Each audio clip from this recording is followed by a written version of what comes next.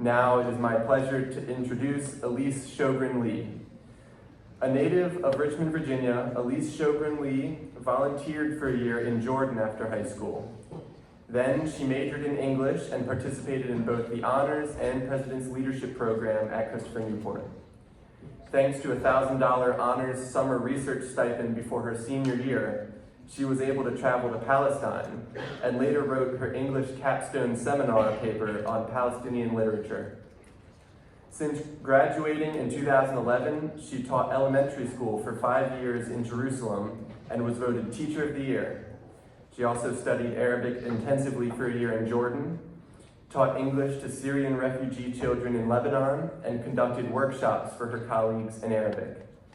After her years abroad, Elise earned a Master's of Education from Johns Hopkins University and currently spends her days raising her 2 young sons in Richmond, Virginia. Please welcome Elise to the stage.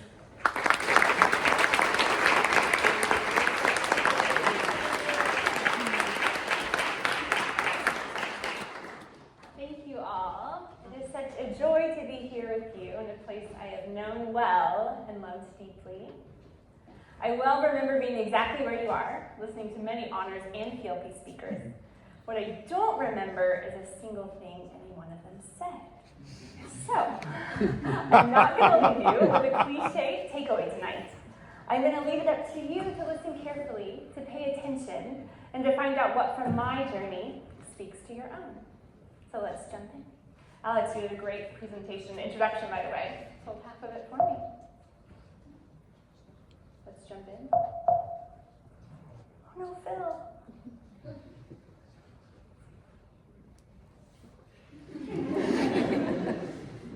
Am I still good, Phil? Okay. In 2006, at the ripe age of 17, I boarded a flight for Amman, Jordan. Now, I had graduated a year early from high school because having been homeschooled along with 3 of my siblings, that was able for me to do. And instead of going straight to college, I decided I wanted to take a gap year. So I ended up in Amman, Jordan, volunteering for a British family there, helping nanny for them and watch their children. And it was quite the experience. I made my poor family drive me all the way from Richmond up to the JFK airport. So I was too nervous to take 2 flights on my own. And I headed off only knowing 3 phrases in Arabic. Marhaba, ana ismi Elise, ana min America. Hello, my name is Elise, and I'm from America. My time there was incredible, however. I grew so much in self-confidence, I grew so much as a person, and I loved being in the Middle East.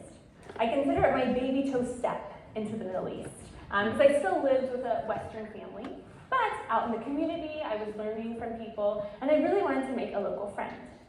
So the British woman I nannied for set me up on a friend date with this girl, Farah, who was the niece of one of her friends, and I was really excited to meet her until I learned that I would have to take a car ride with the friend I barely knew out to their family farm an hour away and be with the whole family all day on a Friday.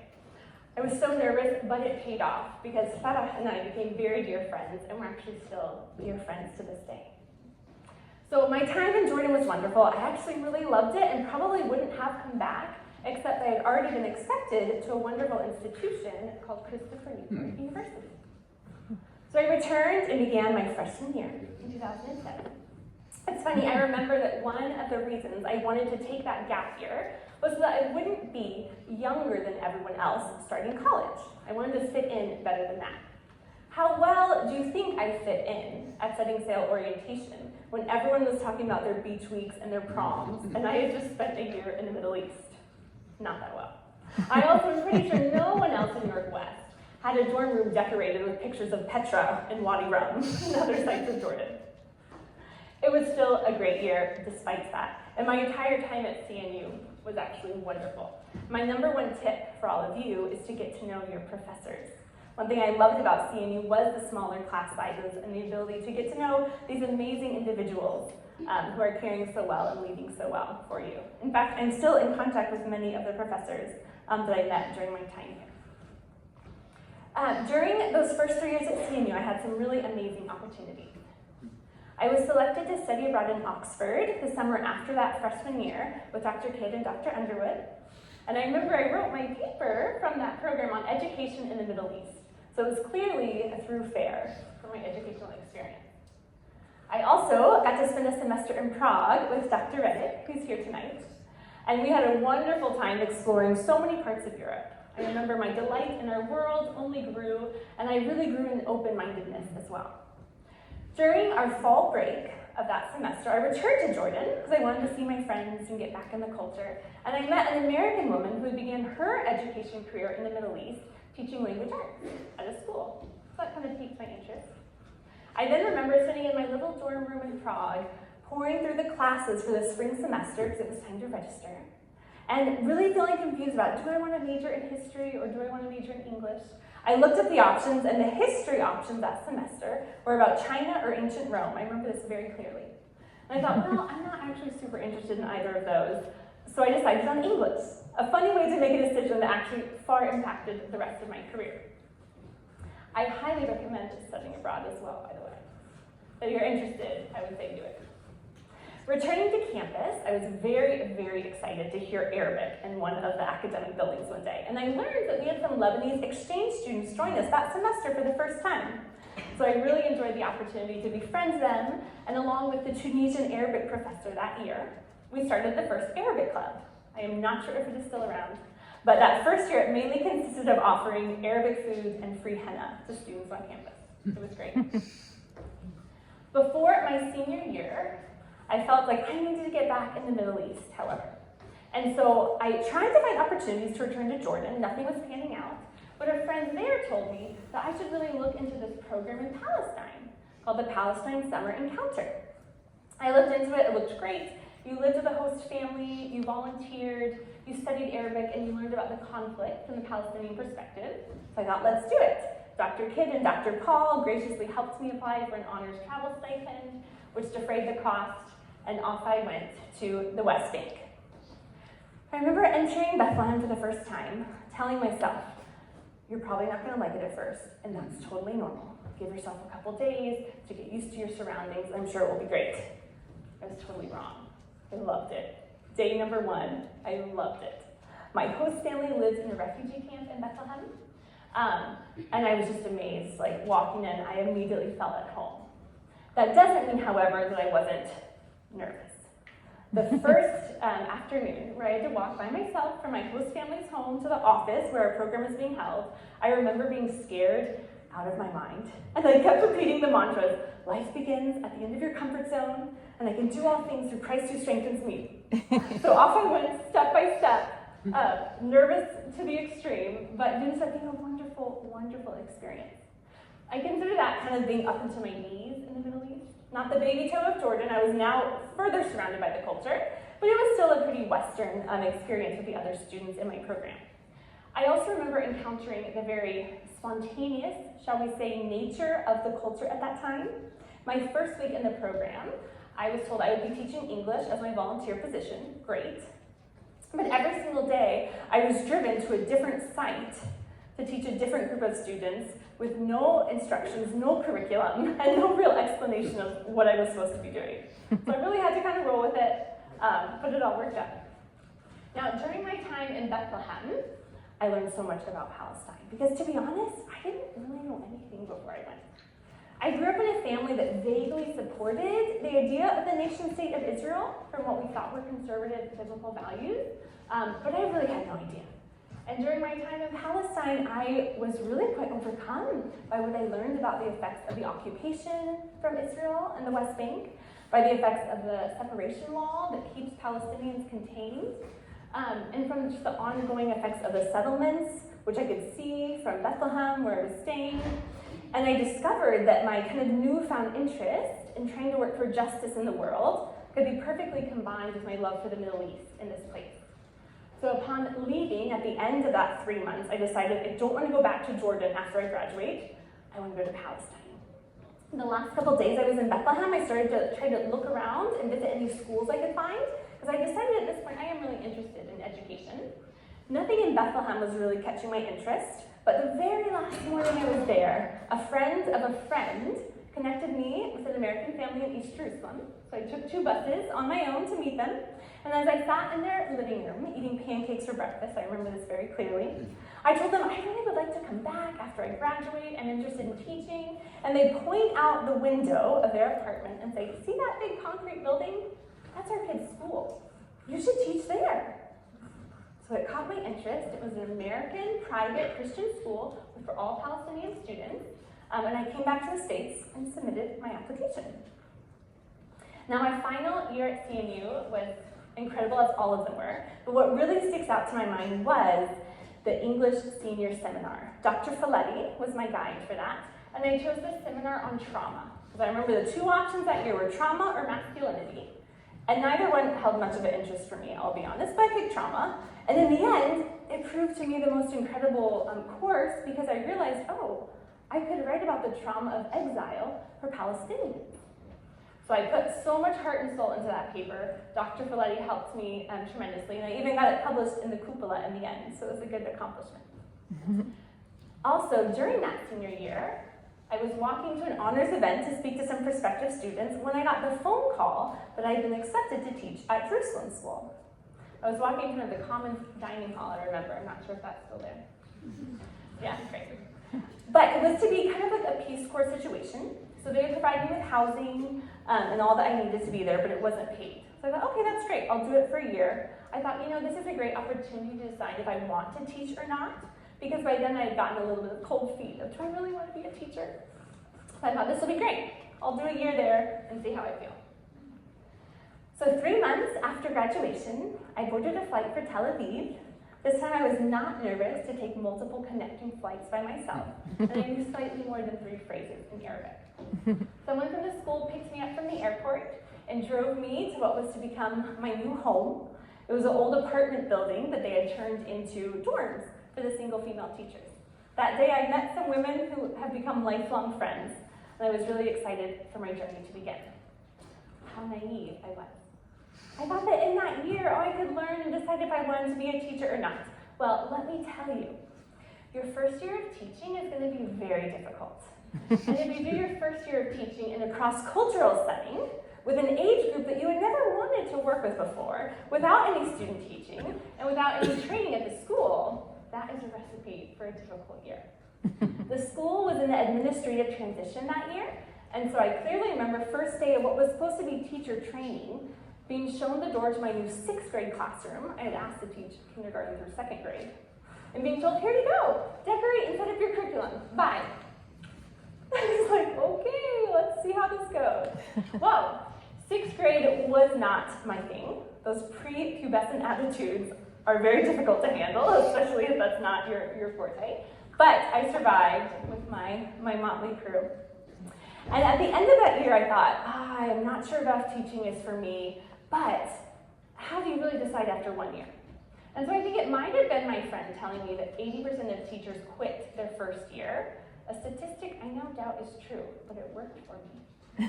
Or it might have been the fact that I thought, well, if I just come back 1 more year, I could get a different experience to decide if I really want to teach or not. But either way, I decided I'll go back for 1 more year. Year 2 brought a big change. I did move down to 3rd grade, which was magical.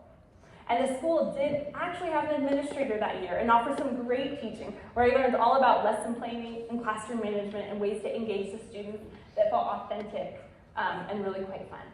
So I had a wonderful year. I loved my 3rd graders. I loved their sweet hugs. I loved reading out loud to them. I really came alive in the classroom. But even so, I wasn't sure that teaching was for me. In fact, I decided, I think it's not for me. This was great, I loved it, but I have other things I want to do. I really had this idea that I wanted all of my 20s to be about adventure and trying new experiences and traveling. And so towards the end of that 2nd year, I applied to work at BCU with their International Student Department, and I was accepted, and I packed all of my bags in Jerusalem. Said goodbye to the wonderful American community I'd really grown to love, of the other teachers there, and came back to the States, only to 3 days later decide, I'm going to go back to Jerusalem after all. It was not my proudest moment, yeah. But I said, yep, I'm going to go back to Jerusalem after all. And so year 3 commenced. one thing that was really particularly fun about the third graders was the ability to connect, I think it skipped me too, with my students' families. I began to reach out to them and on my own say, hey, could I come over and have lunch with you guys? And they loved it, and so the invitations began to pour in, and I really enjoyed getting to know families, going on picnics, getting served these beautiful platters of Palestinian food, meeting grandparents, traveling around the country with them. It was a really wonderful part of getting to know the community more so than just teaching. Year 3 held what I dubbed Miss Elise's colorful class. They were some of the most creative and fun students I have ever taught. This is us in our Peter Pan party. After we finished reading aloud the book. And year 3 brought a whole nother love of teaching as a craft, and further for me, a greater appreciation for all that you could do as a classroom teacher. It was during that year that I learned about all the misconceptions that we often hold on to as adults that stem from things we pick up as children. And as I was processing through some of my own issues, I realized, wow, it was in that 2nd and 3rd grade span of life where I began to believe a lot of these things that are not true about myself. And so I had a renewed interest in my craft, not just as teaching them academics, but as helping shape them to the type of humans they would become. And I thought perhaps in this role I can speak truth to them in these moments that will go on to affect them for the rest of their life. So I developed this new interest in teaching as a craft and what I was doing. I loved my students that year, but even so I decided, no, I'm not going to come back. I thought this was great, but I got other stuff I want to do. This is my 20s. I want to travel. I want to explore. And so at that point, I applied to a program in Jordan to study Arabic full-time, because that was also of great interest to me. And I remember telling my students' families, I'm not coming back. I'm going to Jordan. They expressed their firm disappointment, but I said, I'm sorry. I'll be close by. I'm going to Jordan. And then it happened, like it always did. I remember coming home from Ramallah one day, being struck by the fierce blue Palestinian skies with the white puffy clouds. I remember greeting my 2 friends at the fruit stand where I shopped every week, Muhammad and Suhail, and being so heartful as I just felt their love and friendship. My heart was also so full as I rounded the hill to my apartment and some of my former students called out to me and waved from the buildings. It is such a powerful sentiment to be known and cared for. I had sensed hints of this earlier that year as well, when I walked in the Palm Sunday procession from the Mount of Olives to the Old City of Jerusalem and kept seeing families from my school that I knew and greeted. I also ran in the Palestine Marathon that year, just the 10K. But I kept seeing families from my school as well running with me, and I felt this deep sense of being known and loved in the local Palestinian community, which was such a strong and compelling sentiment. So towards the end of that year, I didn't pack up my bags this time first. I decided that I would stay. I wouldn't go to Jordan. I would commit to being at the school for year 4, and I decided to commit as well for year 5, because I knew 5 was the maximum amount of years I could stay according to my visa. So I thought, you know what? I want to invest in this place. I had slowly been learning the power of commitment and of staying and investing in one place, and I really wanted to make that commitment here. But it wasn't an altogether easy decision for me to make. I left in confidence that yes, I wanted to return, but I remember that summer having to wrestle through a lot of different emotions. Like, what about all those dreams I had about wanting to travel the world and teach in different countries every year and experience so much of our world? So for me, part of that journey of processing that and letting go of those dreams that summer had to do with realizing that for me personally, God was my ultimate goal. I also realized that those dreams were kind of selfish. That it might have been fun to travel to a different country to teach every year, but I wouldn't really be investing very much in the community where I was at. No school really wants someone to come and teach for 1 year and leave. I also realized that it might not be as much fun as I thought it would, because you're constantly having to get to know new people and get to know a new school and get to know new students. So I returned for year 4, feeling grateful that I was going to commit to this beautiful place. Year 4 was wonderful. I leaned back into meeting with families, getting to know my students. I felt a lot of respect from the parents when they realized this girl is really committed to us and to our children. And I really had a wonderful year with my class. But there was still the daily grind. There were still moments when I was grading yet another spelling test on a Saturday afternoon, but I thought, I don't know how much of this I can take. But a speaker at our school that year said that people do not give up in moments of success. People give up in the daily grind. And that really stuck with me and encouraged me to keep going no matter how much the daily grind is present. Year 5 rolls around, and I get to have my first taste of teacher development. That year, I got to give the same type of presentation that I had experienced about the lesson planning and the classroom management a couple years earlier, and it went super well. And as I knew that my time at Jerusalem School was beginning to wrap up, I began to think about moving in the direction of teacher development. I realized from feedback from parents and administrators that I was really gifted as a teacher, that was something I was passionate about, and I had really good strategies to share with other educators. So I remember speaking with one of my students' mothers. We were having pizza together. This was Nabil and his mother, and telling her, I'm kind of interested in going into teacher development after my time here. And she looked me right in the eye and said, Elise, I have been thinking you would be great at that. At that time, the crisis in Syria was also in full swing, so I began to think about shifting to working with refugee students and refugee teachers. Now, going into year 5, I can hardly convey to you the excitement and the hope I felt. I kept hearing this phrase, all things new, and I really thought that that was going to be the killer final year, that the school was going to undergo some beautiful transformations we needed, that I was going to have an amazing final 3rd grade class, and I could not have been more wrong. Oh, it was a tough year. These cute little kids were the chattiest students I've ever had to work with. My roommates at that time were very cliquish, and the administration at the school was actually slowly falling apart again. So part of me still wonders, what did all that mean? What did all that hope and those sentiments mean? Because it was a pretty difficult final year. But I know that I never see the full picture. So towards the end of that year, I said my goodbyes. It took me a whole month to say goodbye to all the different families I'd gotten to know, from the families back in Bethlehem in 2010 to the janitor staff at our school. And the very final stop I made was to the fruit stand. That's Mohammed, and Sohail was taking a picture. My friends and I ran out of our taxi to the airport to tell them goodbye. They gave us apples. They tried to give Rebecca a mango because they knew that was her favorite fruit. She said she couldn't eat that in the airport, and they burst into tears as we got back in the taxi. It was really hard to wrap up those 5 years of feeling so known and loved and cared for. I come back to the States and decide I want to spend a year back in Virginia before I try to go abroad again. And I was really looking forward to the vibrant falls and the family Christmas and the daffodils and dogwoods in the spring, all these things I had missed during my time abroad. But, surprise, surprise, it was also not what I expected. I experienced a lot of re-entry shock in ways more subtle than I had been prepared for. I suffered from a lot of, honestly, kind of minor depression in the fall. I felt difficult relating to people, connecting spiritually. I felt very overwhelmed by the opportunities and options before me. In October of that year, a friend of a friend reached out to me, however, and said that there was a new organization started in Lebanon that wanted to open up schools for Syrian children. At that point, I think it was 5 million Syrians had been displaced because of the Syrian civil war, and 2 million of them ended up in Lebanon, a country of only 4 million to begin with. So it was a huge refugee surge. And less than half of those elementary-age children were in school. So it was a dire need.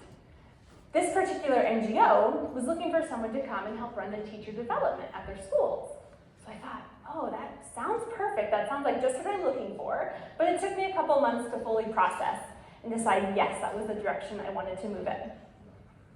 So almost exactly 1 year from when I left the Middle East, I returned. Now, I didn't go right to Lebanon. I first went back to Amman, Jordan, where I got to spend 6 months studying Arabic full-time, a long-time dream of mine, so I was very excited to do that. I spent a lot of time with my good friend, Farah, from the picture before. Now she's married, her daughter's 9 years old now, and we connected very well. I also had the privilege of living with this amazing host family.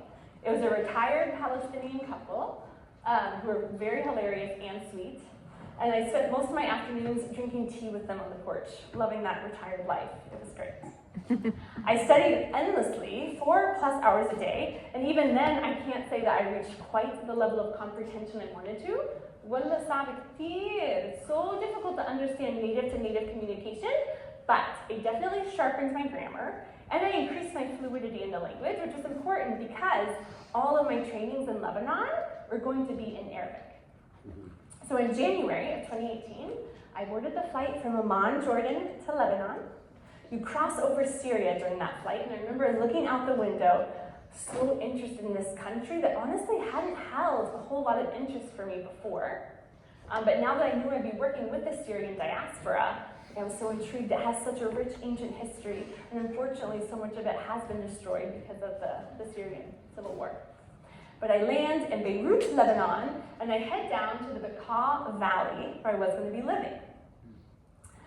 Oh, that transition was not what I expected. Lebanon was different. It's a beautiful country, but water, electricity, cell service, everything was not quite as good as in Jerusalem and more expensive, so it was kind of a shock. It also took us forever to find apartments and to feel settled. This is the view from the apartment I ended up in. And I did love it in the end, but that was definitely not the transition I expected into Lebanon. The first couple weeks we were there, my NGO was actually approached by another one to ask if we could help them oversee one of the schools they were running in a refugee camp. One of their administrators had left unexpectedly, so they wanted some people to help the remaining Canadian administrator. We said yes, why not? And then they told us that actually at the end of the year, they were also going to be reallocated their funding and they wouldn't continue with that school. So I said, if you like working there, maybe you want to go ahead and continue with it as well. We were open-minded, and so off we set. I remember my first time walking into the school, this is it, in the refugee camp in Lebanon. Very nervous, particularly because I did not at that time own any long dresses. So I thought, I'm not going to be appropriately attired. I threw on so many layers of winter clothes, and I never took off my long jacket the whole time I was in there. But although I was nervous about the attire, I was not nervous about the children. Kids are kids everywhere, and I loved getting to meet these Syrian children who were now growing up as refugees in Lebanon in this informal settlement. It went really well with us working at the school, and when they asked me to start teaching some English classes 2 months later, I said yes, and was surprised at how energized I was at lesson planning again and being back in the classroom with students. So at the end of that academic year, when we were approached with the final decision, were we going to take over the school or not, we said yes. And I'm so glad we did. Personally, I really wanted to keep working with these students that I'd already fallen in love with in a few short months, but I also realized it would be a lot of work to start a school from scratch in one of these refugee camps. And so this is a wonderful opportunity to continue learning with a place already somewhat established. So I went back to America very briefly to see my family, and then returned for our first full year running what became known as Hope Learning Center. My teammates and I were so excited. We had had a lot of conversations about how we wanted to run it, how we wanted to truly empower the community, how we wanted to avoid common development pitfalls. But ooh, that first year was tough. A highlight, however, was before the school year even started, I was approached by another nonprofit I'd gotten to know about doing a training for 40 Syrian teachers at the kickoff of the school year. It had been a dream of mine, as you know, to do teacher development, so I was really excited about this, but doing a 3-hour presentation in Arabic to 40 people sounded a bit overwhelming, but I practiced as much as I could, and it was actually a smashing success. So that remains in my mind as one of those personal accomplishments I'm really proud of. The new school year actually began, however, and oh, it was tough. First of all, I learned that so many of the students that I had loved from the previous spring were not there anymore. Living as refugees is such a transient thing, and so half the students had already left with their families to go work maybe on other farms or just move in search of work in another part of the country. That was really difficult. Number 2, we hired a local director. That was one of the changes that we wanted to make. And 6 weeks into the school year, he completely rearranged all the classes, which for a teacher who's trying to build some rapport in the classroom management is very challenging. Number 3, said wonderful director quit in December for personal reasons. So that was completely unexpected. Number 4, twice the camp we were in flooded because of heavy rains and litter-clogged rivers, and so many of our students had to be relocated for 6 weeks to be in different temporary housing while the camp dried out. And finally, that spring, multiple other development agencies began to come in and recruit our students to try to get them to come to these temporary education programs they were running, which I later found out was really kind of a scheme to steal financial aid, because the more students you can say signed up, the more financial aid you get. But they didn't really offer much to the students. And one morning I showed up at the camp on my way into school, and like half of our students were on the curb waiting for this bus. I said, "What are you doing?" I said, "Oh, we're going to this new school program." And like a week later, they were all back with us because they said, "Oh, they weren't really teaching us anything." I said, "No, duh, okay, come back." But the whole year was so transient. Things were changing all the time. And it really broke my heart for my students, because I knew that for children living through trauma, one of the most important things you can do for them is have consistent routines with consistent caregivers. So it was a very challenging year. But there were highlights, as always. Now, at this point, I would say I was up to my waist in the Middle East, in an Arabic culture. So I was doing everything in Arabic, I was in the minority as a Westerner, and I definitely made some mistakes. Sometimes the small mistakes were just having slip-ups in the language, but other times, my very forward Western ways would unintentionally confront my colleagues. And I felt so bad I had to work through that, of course. But it was definitely a big learning curve now, functioning in a primarily Syrian environment. I remember showing up to the first teacher training on a Saturday that I was excited to take part in, and it was supposed to start at 9, and people did actually show up at 9, but no one was doing anything. And then the tea kettle turns on, and no one's doing anything. And then they pour the tea, and we all start to sit and talk, and no one's making moves to get started. It took an hour to actually get going, which was so foreign to me, but I began to learn that in that culture, relationships are so important, and saving face in your relationships is actually most important than anything else. So it was a good learning curve. The other highlights, of course, were the people. And so I'm going to introduce you to 3 of my favorite people from my time in Lebanon. This first woman on the far right was my neighbor, Hamida. Hamida lived in a small settlement, so there were about 8 tents down the road from my house. She actually lived with all of her in-laws, because her husband was one of 8 sons, and they all lived there together. And I loved so much walking over there, getting to know her, her sister-in-laws, and the brood of children that was always around. Now, on one hand, our relationship seems pretty unconventional. Hamida, at that point, was 28 years old. She's Syrian Muslim. She's the mother of 6 children, and she had no more than an elementary level of education. So sometimes I look at her and think, we can almost not be more different from each other. Yet here we are, trying to forge this friendship, and we succeeded. I went over there almost weekly, sometimes to drink tea, sometimes to help hang laundry, sometimes to play in the mud with the littles or do an impromptu ballet class. And our bond was strengthened in time. One of my favorite memories, however, with her was my first Ramadan. So Ramadan is the Muslim month of fasting. You fast all day and celebrate with a big meal in the evening. And I had told them, day 1, I'm coming to your house. They were very excited. I also decided to fast in solidarity with them that first day. Pushed it a little bit at school, walked to the post office in the heat, what was I thinking? Was in bed for like 2 hours with a headache before the call to prayer was going to go off, but finally dragged myself out to go to the local sweet shop and buy some sweets because I wanted to show up with sweets for them, and made my way to their camp. They immediately noticed, you do not look good, so they told me just to sit down and they would prepare everything. These women who had also been fasting all day were full of energy and smiles as they hurried to finish all the food. And I remember them pouring these little juice mixes into their ice-cold soda bottles that they prepped for the evening. And so they told me just to sit down. So I'm sitting down at the little plastic sheet. The kids are starting to fill in around me, but the men are still not there. So the women are quickly putting out all the food, a huge collection, because there's probably 50 of us in that camp about to eat. And I'm sitting and waiting. All of a sudden, the call to prayer goes off. Yallah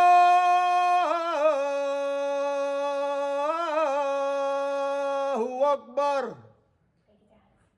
And the men rush in, and it's a mad fury, a beautiful mad fury of everyone drinking water, eating their dates, and beginning to eat the food. And I just sit there for a moment, feeling so privileged to be a part of their feast. Now, it's very communal eating, so you have your spoon, and you have some bread, and that's about it. And a few minutes in, cheeky 4-year-old Sarah takes my spoon, and so I'm just left with bread and hands until one of the women noticed what happens and got me another spoon. So we finished that beautiful meal together, and when they find out that my beloved roommate, who also would come with me, was headed out of town for a couple weeks, they said, Elise, dale, mana, come every day and have dinner with us. So I took them up on it quite a few more times. It was a very, very special relationship. Another person I want to introduce you to was Aisha. This strong, courageous, beautiful woman was a colleague of mine. She had been a teacher in Syria before the war, traveled with her family over the mountains, Tahrib they say, into Lebanon, and she began to get work at our school. Now, Aisha dressed more conservatively than all of the other teachers I worked with, and for the first couple months of me knowing her, she showed no expression. I honestly thought, I am not going to like this woman, or at least I'm not going to connect with her very well.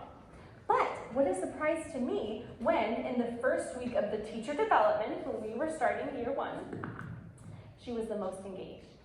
She was the first to raise her hand, the first to answer, the first to implement the stuff I had been suggesting, and we actually developed a really close bond, first as colleagues, as fellow teachers, and then as friends. I had the privilege of teaching English to her afternoon class.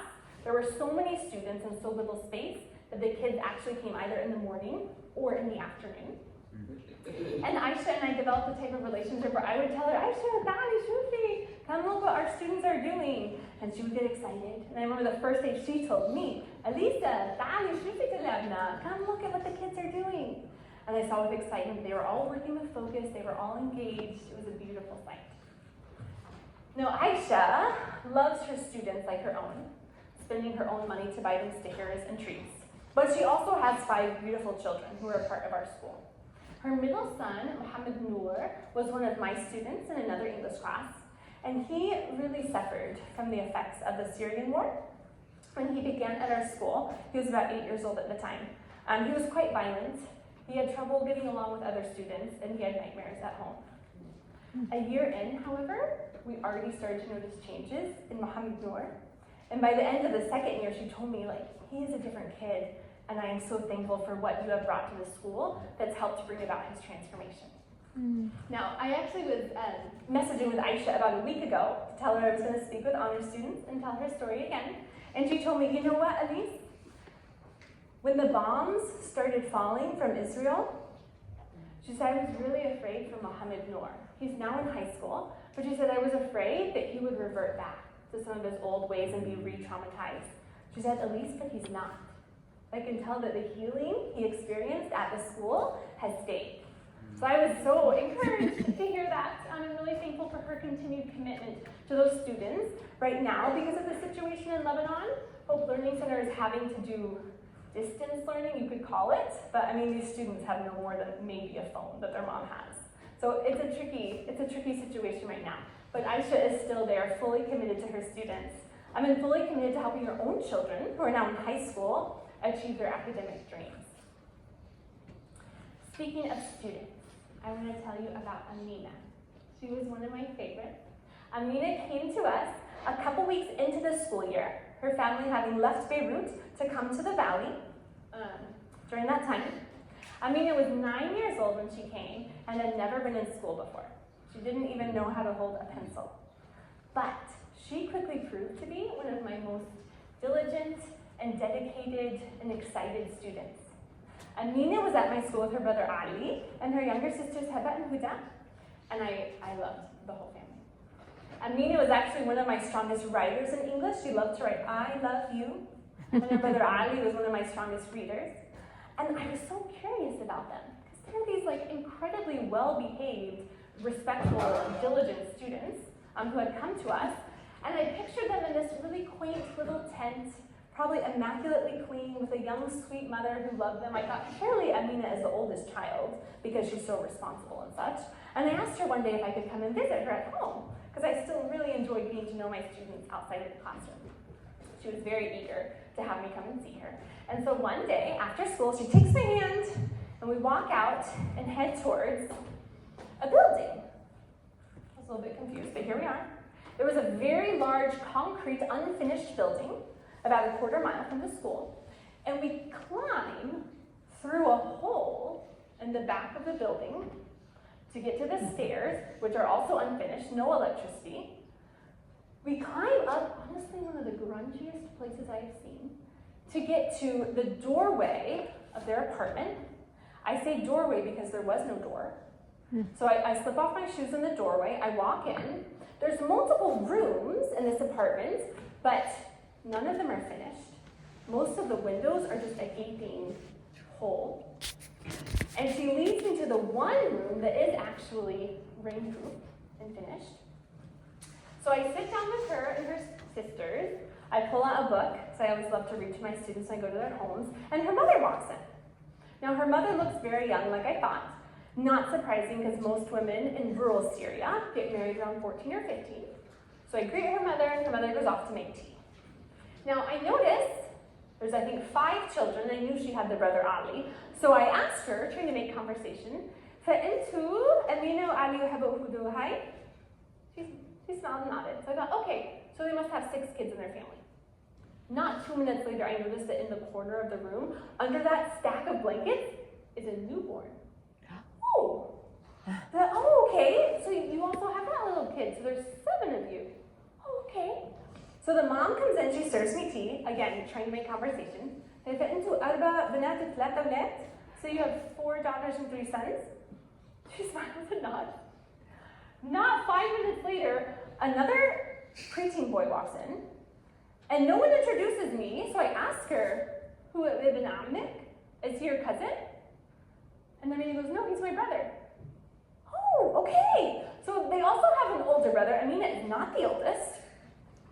After a lovely visit, I tell them I need to head back to my apartment. They say they'll actually drive me because they're headed into the city. That's a first. Great. I get in the car, and the mother shows me a picture on her phone of 2 teenage boys in Beirut. But who are they? My sons. What? So my mind is completely blown. I think she has 8 children. I never learned about any more. But I just couldn't believe how wrong I was about my little impression of Amina. Now, Amina, Ali, Habahuba, they say very diligent students in our class. And I actually just asked Aisha if there was any update on them. And she said they went back to Syria about 1.5 years ago. And she's not sure what they're doing now. But I hope they're well. I hope they're well. Some days I would walk into that refugee camp and think, I can't believe this is my life. This is so cool. I know these kids by name. I'm working in a refugee camp. I love this. Other times, that first year, when I was freezing cold in my concrete apartment, there is no central heat in those buildings, or when I was combing out lice from my hair the second time, I thought to myself, I cannot believe this is my life. But, like it or not, it was literally my life. And so I went back for a second year. After a brief summer in America, where, to be honest, I did not want to hear the word Lebanon for the first couple of weeks, I was a little traumatized by how difficult that first year was. But I was still committed, and so I headed back for a second year. Now, a couple of things were different going into year 2. I had started dating a guy named Chris. Spoiler alert, it worked out. I also had begun my master's in education at Johns Hopkins. And I thought that, you know what? I was ready to go with the flow. I thought, I'm ready to finally expect the unexpected, to not get so stressed about things always changing. I can do this. And actually, I spoke to a group of honor students that very summer, and I remember telling them, I'm going back to Lebanon in a year, and I don't know what this year will hold. But I'm going back. Ooh, I had no idea. Year 2 kicks off, and there's some good surprises. My teacher training at the beginning of that year went fabulously. All our local staff were so engaged. There was a great synergy between us. And I did feel myself more ready to go with the flow. Like when one of our local teachers quit 2 days before school was about to begin, I didn't stress out. I thought, you know what? It always works out one way or the other, and it did. We hired a wonderful new woman named Fatima, and she ran with it. So there were some good surprises. There were also some difficult surprises. Just 1 or 2 months into me being there, a revolution broke out in the country. The Lebanese economy, which had already been deteriorating for quite some time because of corruption and mismanagement, began to deteriorate even further, and the people revolted. Now, they were peaceful, which was really powerful to watch. And it was really inspiring on one hand to be a part of this. It's now called the October 17th Revolution. But it was also challenging because, of course, the NGO doesn't know what to do. We have to close school for a while people are trying to figure out what's going on. And even when we are able to reopen the school, it's safe to do so. There are some days where I can't make it to school because there are huge piles of burning tires blocking the main intersection. That was one of the primary forms of protest by the people. So that fall, wow, no one had any idea that was about to erupt. And we're doing our best to try to maintain education to these students with a country that was erupting in protest. Further, my relationship with Chris began to continue. He came to visit me while I was in Lebanon, and we decided that I was going to move back to the States so we could pursue our relationship further. Now, that was really a difficult decision for me on one hand because I was so invested in the Middle East, and I loved what I did, and I'd invested so much time in learning Arabic, but I also knew that having a family was really important to me as well, and it was another goal and dream of mine. So I said, yeah, I want to pursue this. We decided to move back in January. Funny story from Chris's visit. When he came, I told everyone that he was my fiance, that we were not engaged, but culturally speaking, it was not appropriate to introduce him as anything else. And I took him to my friend Lama's tent. This is her new husband. And while we were there, her husband offers Chris a cigarette. Now, I know that Chris does not smoke, but he's trying to be culturally appropriate and respectful, and so he takes a cigarette and smokes it. I kind of give him a look. Okay, cool. Puts it down. 20 minutes later, her husband offers him a second cigarette. Chris accepts and smokes a second cigarette. Okay, cool. Puts it down. 20 minutes later, a third cigarette comes out. Chris accepts, smokes a third cigarette, well, he does not smoke at all, puts it down. 20 minutes later, a fourth cigarette comes out. And by that point, Chris says, oh, no, it's okay, thank you. And then it's okay. So it was a great sight of him to see. But we decided, yes, I would be moving back to the States in January. So Chris leaves, and I continue to invest as fully as I can into my classes, as much as allowed with the revolution. I invest in the teacher development, bringing in some new forms of helping teachers learn from one another and reflect with one another that went really well. And I continue to visit my students in their homes and make the most of the time that I have with them. As New Year's is approaching, I try to figure out how I can make the most of this time of closure. And so yes, I visit all my favorite students in their homes. Yes, I visit all my neighbors, but I also decide I want to throw a goodbye party. Well, goodbye parties aren't really a thing there. So my roommate and I brainstormed that we can throw me an engagement party. Still not engaged, but an engagement party, here we go. So my roommate in typical Arab style gets a cake with Chris's and my picture plastered across the top, and we invite both my female colleagues and some of our favorite female neighbors. Now, in that culture, it is not common to mix with people you don't know at a party like this, but they came, and I felt their love when Fatima in the middle told me, Elise, we were not going to come, and we would not have come, except we really wanted to honor you. So I felt the honor, and we had the best time dancing the night away. I saw the stress just melt, especially from the faces of my colleagues, and many of them told me they had not danced since the war began. Mm-hmm. And so we were so thrilled to have that special time to be together under the guise of an engagement party. The last day at school, we held a Christmas party before the Christmas break. And I got to say really sweet goodbyes to my students and my colleagues. And then I boarded a plane to come back to the US. Now, on one hand, I was very excited to see Chris, of course, but on the other hand, I didn't know that I actually had years ahead of me to process what it would mean to leave the Middle East and to start a new life here in America. Now, I didn't have a job when I first moved back, so I was extra thankful for that master's program because it gave me something to do both here in the States during that spring and during all of those days in Lebanon when the revolution kept me from getting to school. So it was very good timing on multiple levels.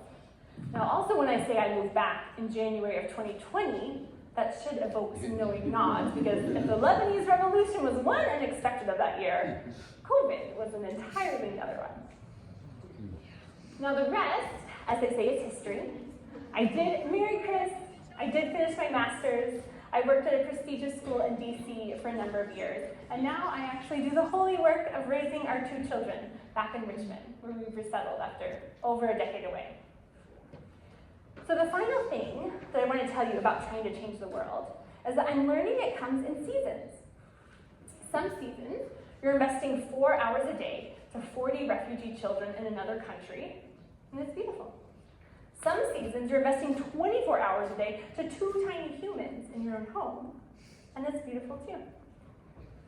I'm currently giving my life to the latter, of course, but I don't know what the future holds. I don't know what type of seasons will come in 20, 30, or 40 years. Life is long. And so I'm going to keep walking forward with hands open, trusting that one day it will all make sense. Thank you.